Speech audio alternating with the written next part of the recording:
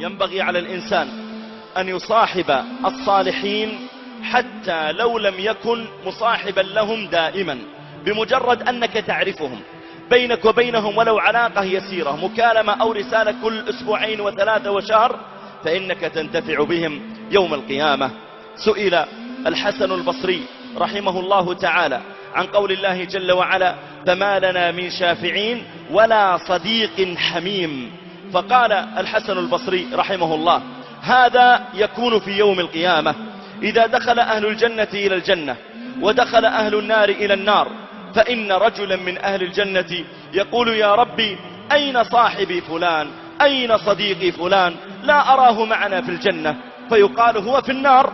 فيقول هذا المؤمن: يا ربي يا ربي لا تكتمل لذتي بالجنة إلا بوجود صديقي فلان معي. فيأمر الله تعالى بذلك الصديق فيخرج من النار إلى الجنة فيدخلها، فإذا دخلها يقول أهل النار: من شفع له؟ من أخرجه؟ عنده عمل صالح؟ فيقال: لا. أبوه شهيد؟ أخوه شهيد؟ لا. شفع له الأنبياء والمرسلون؟ لا.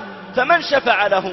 قالوا: شفع له صديقه الصالح. عندها يصيح أهل النار ويقولون: فما لنا من شافعين ولا صديق حميم.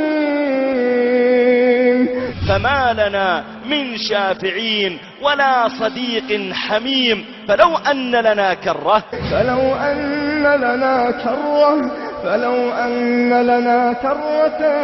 فنكون من المؤمنين. يا ليتنا نرجع للدنيا على الأقل نتعرف على بعض الأخيار.